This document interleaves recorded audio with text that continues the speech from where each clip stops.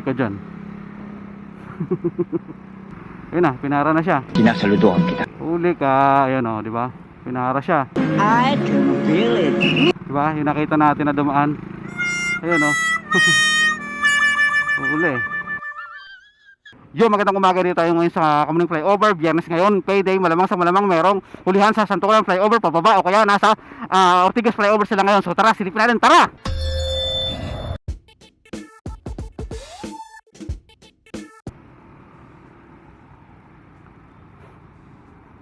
Banggaan. Banggaan ba? Tumbok. Diba? Kumawala yung isa. Isa yun. Pwestuhan ng kakawala yan eh. Nasa na isa.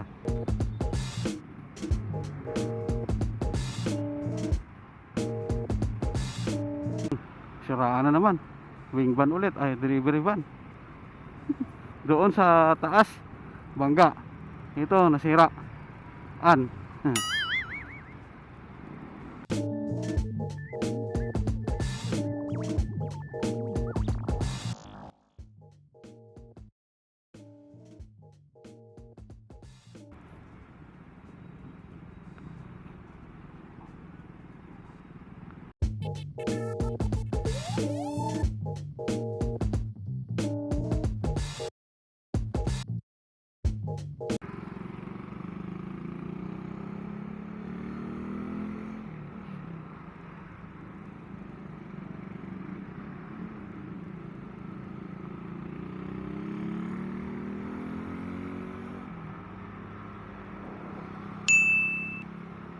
Huli ka dyan.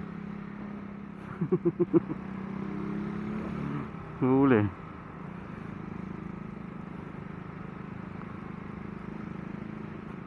Ayun. Ang dami. Huli yung may angkas. Kitang kita ka. Oo. Ayun yung may angkas. Pumasok, lumago.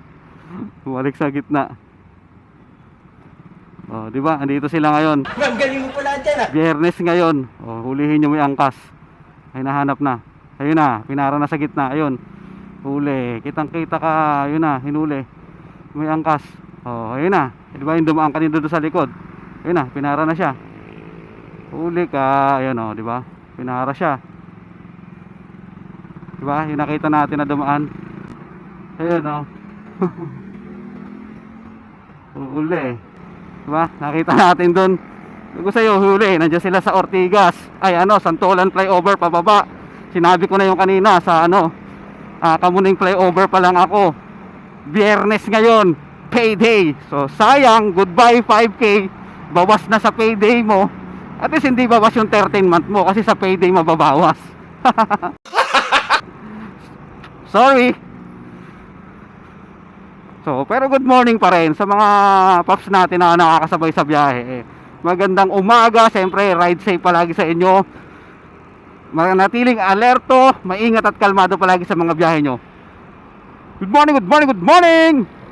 Pisyo, ang aga-aga pa naman diba? Bakit naman kasi doon ka pa dadaan sa EDSA busway? Ayaw nyo manood ng balita. Ayaw nyo i-follow. Yan na, sa popromote ko na si Gadget Addict. I-follow nyo si Gadget Addict. Araw-araw halos sila dyan sila. Salit-salitan lang. Pag wala sila dyan, nandito sila sa Santolan Ortigas Flyover. Manood kayo ng balita. Araw-araw nasa balita yan. Dyan lagi ang pwesto nila. O kaya dyan, umaga, tinan nyo, makakabisado nyo. Kung araw-araw kayo dumadaan ng EDSA, makakabisado nyo na yan. Kaya kumbaga dapat iiwasan nyo na yung party na yan. Pag ganitong oras, ganitong araw. Kasi nasa balita yan araw-araw eh.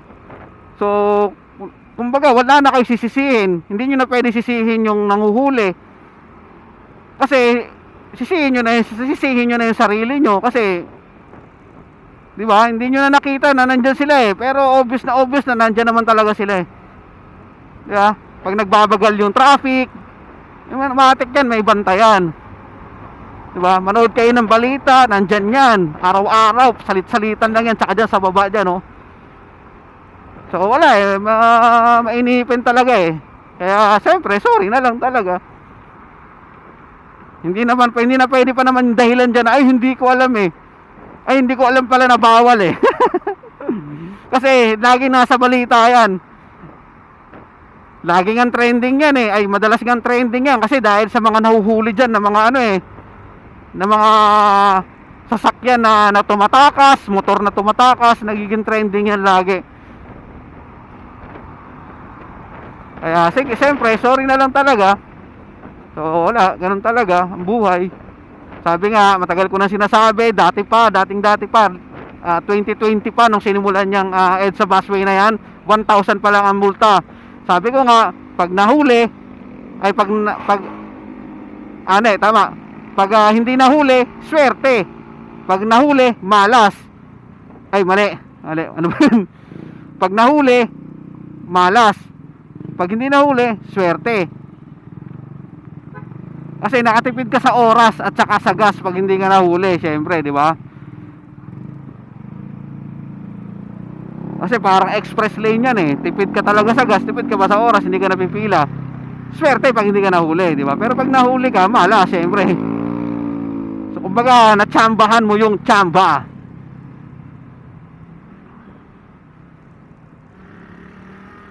So ganun talaga ang buhay.